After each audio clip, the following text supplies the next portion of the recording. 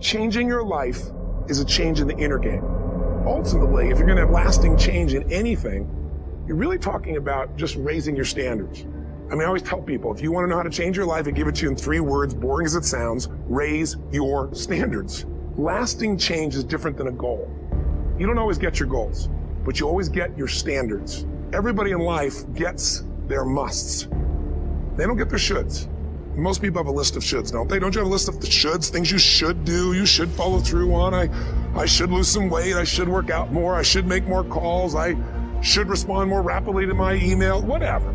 You know, whatever your should list is, people love to have their should list be met, but it's kind of like New Year's resolutions.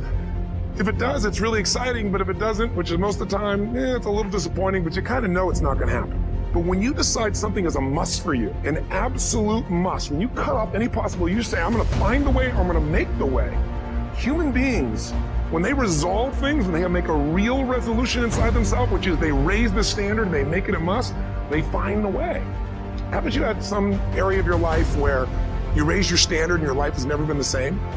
Maybe at one time in your life you smoked cigarettes, or you did something and you did it for years and you kept trying to change it, and kept telling yourself, I should. And then one day something happened. Something just clicked you over. Something took you over that kind of tipping point. And inside yourself you said, no more.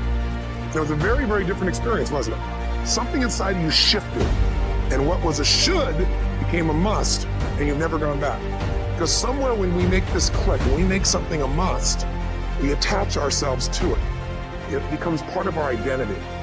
Most people, if they really look at how they're living their life today, it's based on a set of standards, a set of beliefs that they made choices about 10, 20, 30 or more years ago. I mean, very often we made decisions in our youth or very young about what to believe, about what we were capable of, about who we are as a person, and that becomes the glass ceiling, if you will, that controls us. Take a look at any place you've got a limitation and ask yourself, when did I decide to accept that limitation? And you may not even see it as a limitation. You might see it as just, that's who I am. But so often in our lives, we've adapted to be a certain way so that we don't fail or so that people will like us or respect us, but it's not necessarily who we are. Joy comes when you're spontaneous. It's really hard to be truly happy when you're not being yourself. And most of us have no clue who we are. And so a big part of my work, if you've ever been to an event, you know, is to get people to do things spontaneously without thinking, because that's when the real you shows up. That's when the energy comes alive. And when you do that, when you start to connect to your true nature, suddenly there's energy available for you to set a higher standard for what you want in your life. So the secret to real happiness is progress. Progress equals happiness. And if we can make progress on a regular basis, we feel alive. And that's why at the beginning of the year, we get this thing like, okay, I can have this fresh start. I could really do what my soul desires. I could expand. I could grow. I could improve. I could change. Or maybe better than change, I could progress.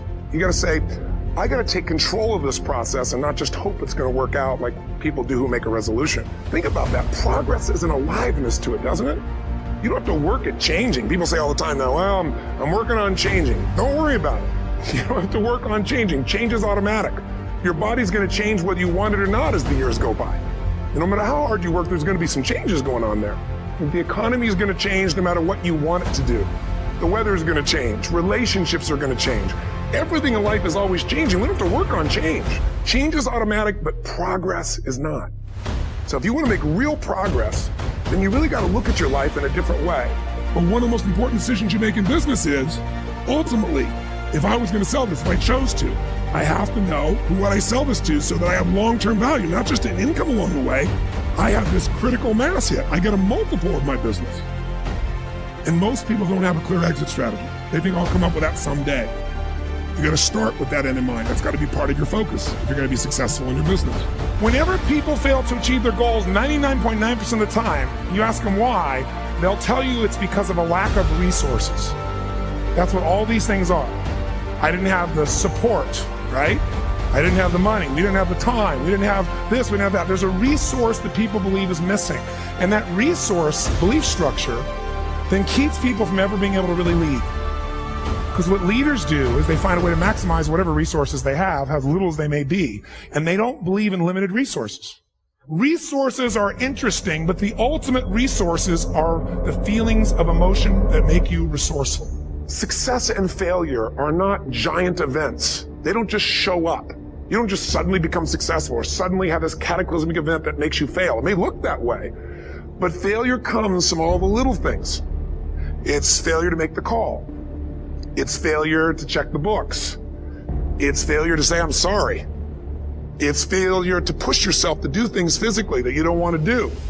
And all those little failures day after day come together until one day some cataclysmic event happens and you blame that. That event happened because you missed all the little stuff. Do you agree with me? And success, by the way, is not some overnight event. It's all these little things.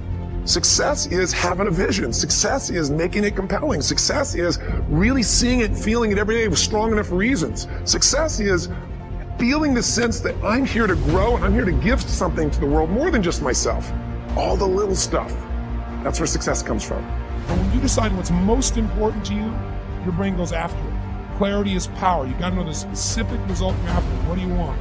You can't answer that question right now in your personal life, in your body, in your relationships, in your finances, in your spirituality, and you're not going to be as fulfilled as you want to be. If you don't know exactly what you want, or you let yourself get beyond that to something general, you're not going to achieve it. What are the rituals that have put me there? Because whatever results you're getting, even if you don't like the results, there's some rituals that are keeping you in that place. There's some rituals of what you eat or don't eat, how you move or don't move, how you sleep or don't sleep. There's some rituals in the lack of variety or spice or energy or focus in an area. Just write the truth of where you are. What do you want?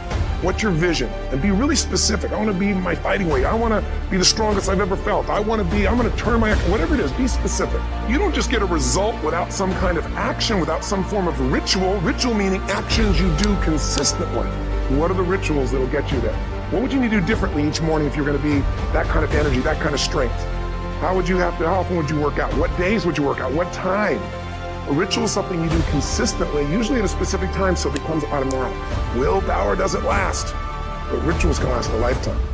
I bet you have some rituals in your life right now you've been doing for years, even though some of them don't serve you. I'm just saying, wake yourself up. You want a new year and a new life. You don't need to start on January 1st. Start today and just begin to see what happens and see how easy it is to just do a few little rituals. Don't do them all, just do 2 or 3 new things. And you know what happens? You'll get momentum. Because once you discipline yourself in one area of your life, you feel yourself doing it in other areas as well. There's always 2 pains in life. There's the pain of discipline or there's the pain of regret. And discipline weighs ounces, as my friend Jim Rohn taught me. Regret weighs tons. You don't have regret. So right now, what do you want to change? What's it really like? What are the rituals that got you there? That'll take a little homework. If you're not sure, ask the people around you. They'll tell you what your rituals are. What do I really want in depth? What are the rituals that'll get me there? And then get yourself to start a few of those actions and lock them in place. Here's what I've created for my life, and anyone I know succeeded. I'm a 17-year-old kid from Azusa, California, with no real education other than self-education, with no background, with no money, but I did one thing. I love people.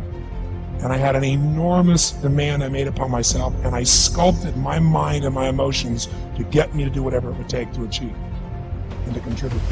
But to do that, I did it by using my body and changing my focus. I did it by putting myself in a peak physiology and using what I call incantations. So starting when I was 17, I started doing incantations, not affirmations. Affirmation, you go, I'm happy, I'm happy, I'm happy, I'm happy, I'm happy. What's the problem? You haven't changed your what? Physiology. If you don't change your physiology, you won't get anything.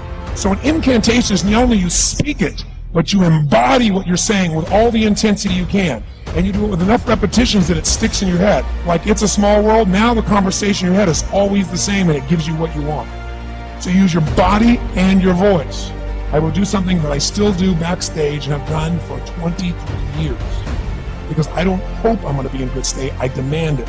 So I do an incantation using my whole body. I'd say, I now command my subconscious mind to direct me in helping as many people as possible life today to better their lives by giving me the strength, the emotion, the persuasion, the humor, the brevity, whatever it takes to show these people and get these people to change their lives now. Human beings absolutely follow through on who they believe they are. If you define yourself as somebody who is really conservative, you're not going to be crazy and act nuts unless you're really drunk or something, and then you can say it's the alcohol. When it's really just you finally getting permission to be yourself, the alcohol is your excuse. If you're a really crazy person, you act crazy, outrageous, playful. You don't act conservative because it's not